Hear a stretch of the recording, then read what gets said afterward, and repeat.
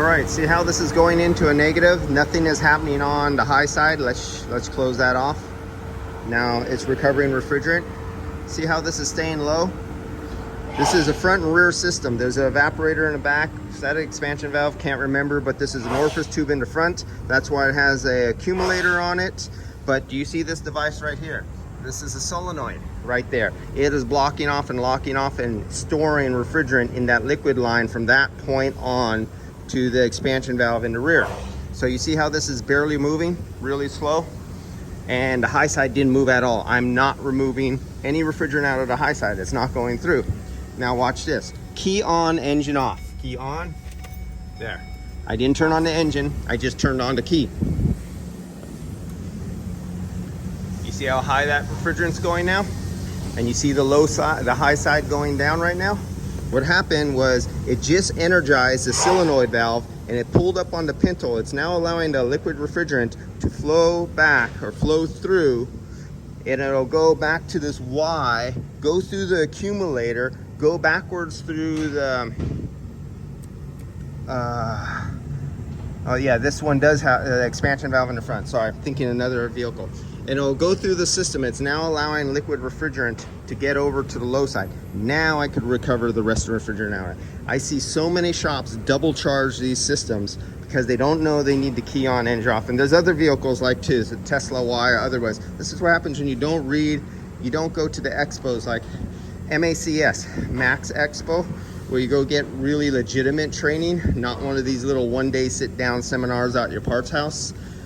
So now it's on. Now I could recover the rest of the refrigerant out.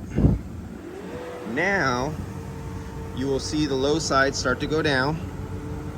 My high side is off. My low side is open.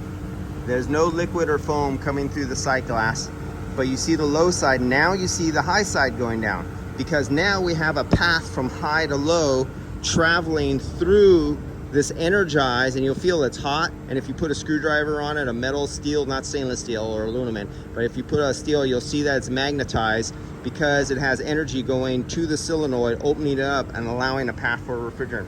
So I see burned out compressors all the time, or customers multiple times go back to shops, especially places like Jiffy Lube and Firestone and all these where they don't educate anybody, or any shop where they don't read, and the owner's greedy and an idiot who can't work on cars himself, and he hires the cheapest guys with no education, and he won't pay for them to go out for legitimate training and stuff like that. Just learn by breaking shit on the customer's car and then charging them for replacing the stuff they broke and telling them it was broken. That's why your AC didn't work. For a couple $1,000s later, the customer's screwed. The car now works. They think they're geniuses and they sent it out and they're the ones responsible for breaking it in the first place. Those kind of guys.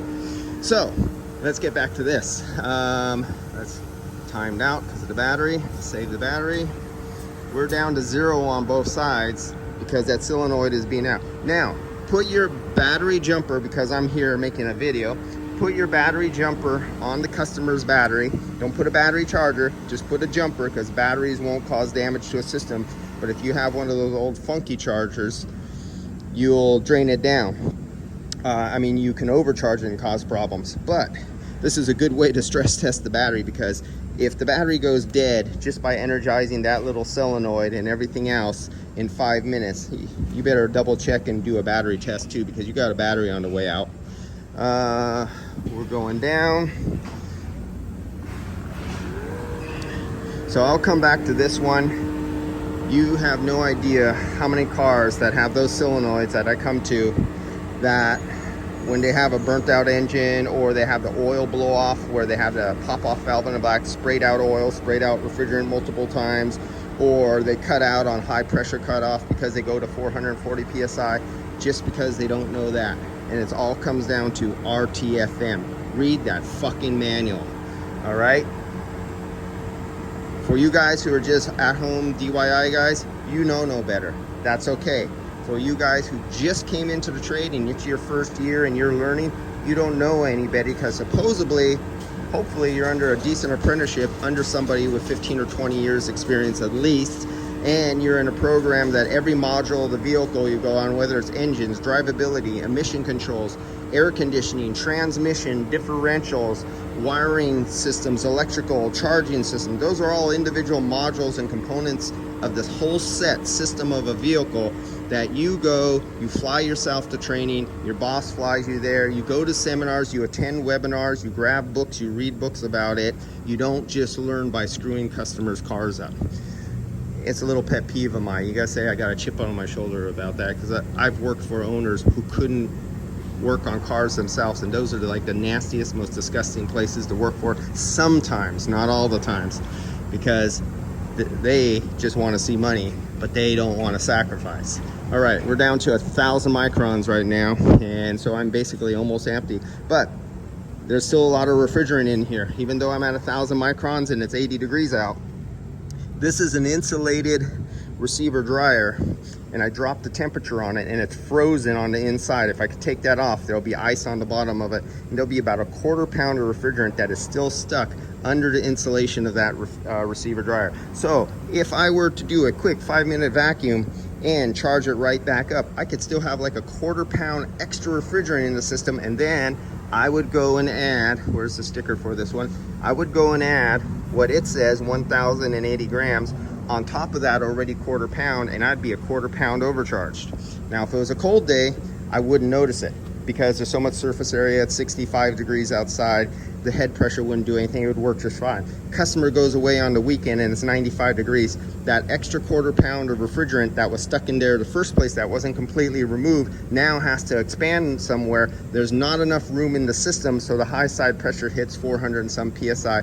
You're either gonna slip a clutch, burn out a clutch, go off on high pressure switch protection overload, hopefully. This one, I think, has the high pressure blow off valve that might even blow out some refrigerant oil and some refrigerant, and it'll keep doing that several times, losing oil, and maybe it goes back to Jiffy Lube or wherever to get recharged again, and they figure out the problem, but they don't think about all the oil they just lost.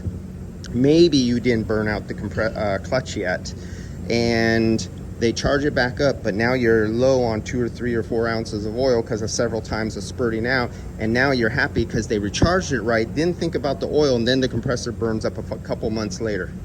And it's a snowball effect, a domino effect. All right, see you guys.